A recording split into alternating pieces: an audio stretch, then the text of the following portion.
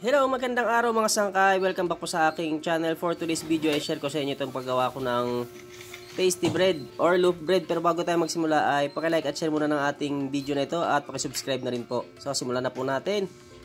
Ito na po yung ating mga ingredients. So yan, balik kailangan lang natin ng asukal, vanilya, at maglagay na rin tayo ng asin. Sunod ay powder milk. Next ay bread improver. So bali nasa screen na po natin ang kumpletong ingredients, lard at tubig. So yan, kung sakaling kayo ay magmi-mix ng ating mga ingredients mga sangkay, ay double check nyo po yung mga ingredients na inyong nilagay, kung sakto na po, kung tama na po yung inyong nilagay, para po hindi masayang ang inyong ingredients kung sakaling kayo ay magtitimpla, para hindi po kayo magkamali. So bali dito sa part na ito mga sangkay is tinunaw muna natin yung ating asukal at saka yung asin bago tayo maglagay nating harina at ng ating yeast. So ayusin nyo pong pagtutunaw mga sangkay, lalong-lalo na kung ang mabibili nyo asukal ay medyo yung malalaki yung bottle ng asukal na nyo mabili, ay ayusin nyo po ang pagtunaw ng ating asukal. So yan, balik gumamit lamang ako ng wire whisk sa pagtutunaw. So balik kung gagayahin nyo itong ating recipe ng paggawa ng loaf bread mga sangkay, ay panoorin nyo po yung ating video simula hanggang dulo. Huwag po kayo basta-basta magpa-fast forward. Maiksi lamang itong ating video mga sangkay para magawa nyo po ng maayos ang loaf bread na inyong gagawin kung sakaling ito ang recipe na inyong gagamitin.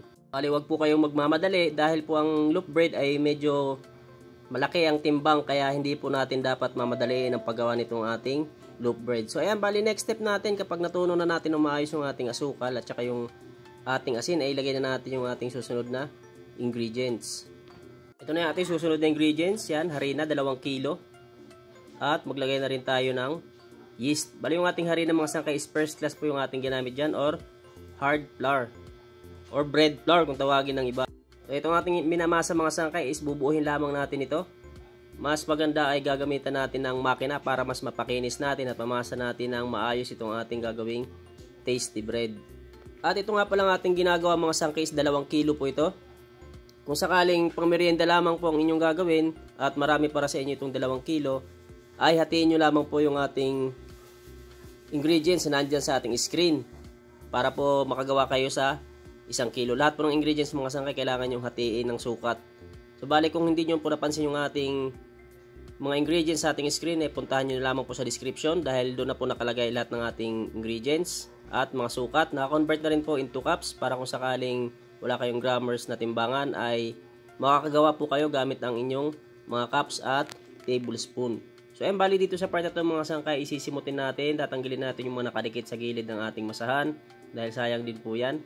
Kailangan po natin gawin yung mga sangkay kung sakaling tayo ay nagmamasa ng tinapay. At kung sakaling kayo po ay naghahanap pa ng iba pang baking recipe, ay pasyalan nyo po yung aking channel mga sangkay. Marami na po akong naka-upload. Sigurado po ako makakatulong sa inyo ang mga video na yan. Tsaga-tsaga lamang po kayo sa paghahanap sa aking channel ng mga recipe mga sangkay. Marami na pong iba't ibang klaseng tinapay na naka-upload po dyan. So ayan, balik kailangan ng ating masa dito mga sangkay para sa ating loaf bread dapat ay malambot. Hindi po pwedeng matigas yan mga sangkay. Malaki po yan. Kaya kailangan ay malambot po yan para mabilis nating mapaalsa itong ating loaf bread. So ayan, bali pag nabuo natin yan ay gagamitan natin yan ng dough roller or makina para sa pagpapakinis itong ating masa. At ayan na, kapag nabuo na natin itong ating masa, isisimulan na natin ang pagpapakinis gamit ang ating dough roller. So ito po yung ating dough roller mga sangkay. Yan, makina po yan. Bali, mabilis natin mapapakinis ang ating mga masa kapag meron po tayong dough roller. Pero kung sakaling kayo po ay baguhan pa lamang at hindi pa marunong gumamit ng dough roller, ay mag-iingat po kayo dahil napakadelikado po ng dough roller na yan. Yan, bali yung umiikot ng 2 bakal ng mga sangkay is solid po yan, kaya hindi po pwedeng na maipasok ang inyong daliri dyan o kamay sa umiikot na bakal na yan dahil mahirap po talaga pag pumasok yung inyong kamay dyan, delikado po yan. So ayun, kailangan kayo po ay may nakagabay po sa inyo, may nakatingin sa inyo kung sakaling kayo po ay magpa-practice sa paggamit itong ating makina. So ayan, inuulit ko, pakikinisin lamang natin dito yung ating masa bago natin alisin dito sa ating makina. Bali mga sangkay, kung sakaling nagustuhan mong video na ito, ay paki-like at share po nitong ating video at subscribe mo na rin po yung aking channel kung sakaling ikaw ay hindi pa nakapag-subscribe. Pindutin mo na rin ang bell button para ikaw ay laging updated kung sakaling meron akong bagong video na i-upload.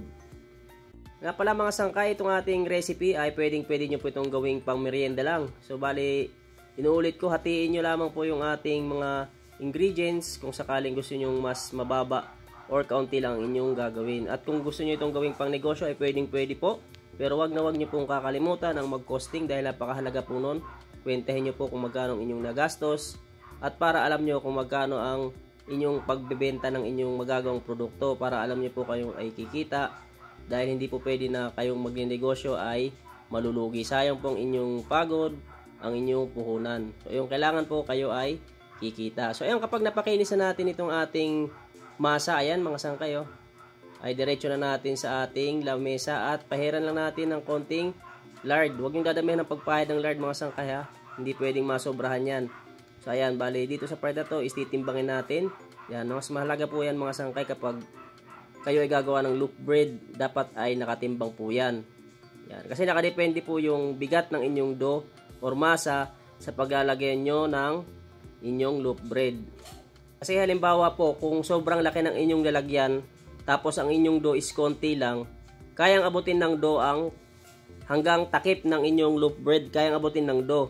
Yun nga lang ay, ano na yun, sobra na po sa alsa yun. Ang mangyayari po nun kapag naluto ng inyong loaf bread, ay posible po siyang bumagsak or ma-deform. Kasi nga po, sobra na siya sa alsa. Kaya dapat, kung gaano kalaki ang inyong lalagyan, dapat ay sakto po yung bigat ng dough na inyong ilalagay doon sa inyong lanera. Hindi po pwede na sobrang laki ng inyong lanera, mababa lamang yung timbang ng inyong dough. Sa puntong ito mga sangkays, nagtimbang tayo ng 400 grams. Bali, size 9 po yung lanera ng aking paglalagyan ng aking loaf bread. So, ayan, meron tayong 9 na piraso sa ating 2 kilo. Merong tira na kaunti, bali sinama ko na lamang po. Yan. At dito sa punto na to, kapag atin na natimbang lahat, ay popormahin na natin yung ating tasty bread. So sa pagpoporma ng ating tasty bread, mga sangkay, hindi lang basta popormahin nyo lang. Dapat po ay mahigpit or siksik ang pagpoporma nyo. Yan. Kung mapapansin nyo mga sangkay, may diin po yan habang ating niroroll itong ating masa. Hindi po pwedeng malambot yung ating pagkakaporma niyan or basta na lang i-roll nyo na hindi mahigpit dahil may tendency din po na bumagsak or dumapa ang ating gagawing loaf bread. So yan, dapat maayos din po ang pagkakapigora. Ayun mga sangkay, bali inuulit ko kung sakaling gagawin nyo itong ating recipe ng tasty bread or ito inyong napili para gumawa ng tasty bread ay panoorin nyo po yung video simula hanggang dulo. Huwag po kayong magpa-fast forward mga sangkay dahil ang lahat po ng nakapaloob dito sa ating video ay napakalaga po. Huwag po kayong mag-miss dapat ng ilang step dahil ang step po ng andito sa ating video ay importante po yan. Medyo maselan din po itong tinapay na to dahil nga po mabigat at malaki. So hindi po basta-basta na makagawa lang tayo, hindi natin alam kung paano lulutuin. So sayang po yung ating tinapay na gagawin kung sasablay. So, dito sa part na ito mga sangkay, kapag naporma na natin lahat, ayan kung mapapansin nyo is pinahiran ko ng lard. So, ayan. Tapos, yung ating lanerang paglalagyan ay hindi na po natin kailangan pahiran ng lard yun mga sangkay or shortening. Dahil ito na po yung ating pinahiran, itong ating pinorma na masa. Ayan kung mapapansin nyo mga sangkay, lard po yan, yung puti na yun na ating pinahid. Kailangan po lahat mapahiran nyo para hindi dumikit sa lanera ang inyong loaf bread. So ayan, kung sakaling medyo maiksi para doon sa ating lanera, yung ating pagpigura ng ating or pagporma nitong ating masa ay medyo banatin nyo lang ng bahagya. Ayan, lahat dapat mapahiran nyo para hindi dumikit mga sangkay ha. Huwag kayong magmamadali kung sakaling kayo ay gagawa ng ganitong tinapay. Dahil inuulit ko, maselan po itong tinapay dahil may kalakihan at may kabigatan. Hindi po basta-basta na lulutuin nyo lang na hindi nyo alam yung temperature ng inyong oven kung paano siya lulutuin. So, bali, kailangan pong panoorin nyo kung paano natin lutuin itong mga sangkay dahil napakalaga po ng step na yan dyan. Dahil kapag nagkamali po kayo sa pagluluto nyan ay maaari pong ma-deform or bumagsak ang ating tasty bread. Sayang naman kung sa pagluluto pa sumablay, di ba? Dahil ang iba niyan mga sangkay, ang problema nila dyan kapag nagluluto na, kapag lumamig ay unti-unting bumababa or bumabagsak ang ating loaf bread. Kaya napakahalaga po mga sangkay na panoorin nyo po ng maayos. Sundin nyo yung procedure. At ito na nga pala yung itsura ng ating masa. Diyan mga sangkay, tingnan nyo. Ganyan po dapat ang haba ng ating masa dyan sa ating lanera. So ayan o. At tatakpan na natin. At rest muna natin ng mga ilang oras bago natin balikan or bago natin isalang. So inuulit ko mga sangkay, napakalaga ng bawat step na inyong mapapanood. Kaya wag po kayo basta-basta magpa-fast forward. At dito sa point na to mga sangkay, ay kung mapapansin nyo yung dalawang butas na yan sa ibabaw ng ating takip. Ayan, dyan nyo po titingnan. Kung medyo padikit na dyan yung ating pinapaalsa na loop braid, ay isa lang yun na po. Bale, pinaalsa ko po yan ng 3 oras. So pag papaalsa natin ng loop braid mga sangkay is nakadepende po sa ating yeast. Bale, ang pagpapaalsa ko dyan is 3 oras po. At after 25 minutes simula nung ating isinalang, ay aangat natin. Tingnan nyo dyan sa ibabaw din mga sangkay. Kapag medyo brown na yung kulay niya, ay angat nyo na po. Bale, dyan sa part na yan is 25 minutes ko po siyang isinalang sa ibaba. Ngayon po ay ililipat ko na siya sa itaas. Para yung ibabaw na naman po yung aking mapapapula. So yung ganyan po yung yung pagluluto ko ng loop braid. Nga pala yung apoy natin dyan mga sangkay sa pagsalang natin is 150 degrees Celsius lamang po mga sangkay. At gumamit lamang ako ng katamtaman lakas ng apoy. So ayan yung ating pagluluto. Kung mapapansin nyo, iniikot ko. Nakasanayan ko na po yan mga sangkay kapag ganyan ako pag nagluluto ako ng tinapay. So yan, after 15 minutes etas mga sangkay, ay aalisin ko na itong ating salang. Tingnan nyo rin sa butas, dyan nyo lang din makikita yan. Huwag nyong hihilain yung takip nyan basta-basta. So ayan o. Kapag brown na yung ibabaw nya, yan yung butas nyo, brown na o. Bali 15 minutes ko yung sinalang sa itaas. At aalisin na rin natin kaagad sa lanera. So bali niluto natin yan ng 40 minutes. Ayan yung ating loaf bread mga sangkay o. Kapag tinanggal nyo na sa oven, ay alisin nyo na rin kaagad sa lanera. So, ganyan lamang po kasimple mga sangkay yung ating paggawa ng loaf bread at pagluluto. Yan. Sundin nyo lang po ng maayos mga sangkay para magawa nyo rin ng maayos itong ating loaf bread or tasty bread. So, yun mga sangkay, kung sakaling nagustuhan mo ang ating video, ay pakilike at share po muna ng ating video at pakisubscribe na rin po kung sakaling kayo po ay hindi pa nakapag-subscribe. Sana po ay makatulong sa inyo ang video na to, lalong-lalo na po sa mga gustong matutong gumawa ng loaf bread. So ayan, bali palalamigin muna natin yan syempre bago natin i-slice sa. Mapapansin yung kanto niyan mga sangkay is medyo may dumi-dumi dahil sa lanera. So, bali kapag lumamig na yan ay saka natin tanggalin yan.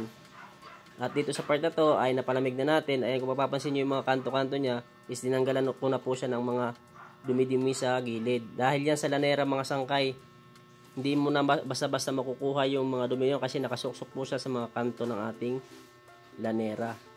So ayan, bali kapag napalamig na ay pwede nyo na pong i-slice. At ito na po yung ating loaf bread. Ayan, siksik. Na-slice na po natin yan. Mas maganda po kung meron tayong slicer na makina. Dahil mahirap po yan i-slice kapag mano-mano. So ayan, thank you for watching. See you on my next video.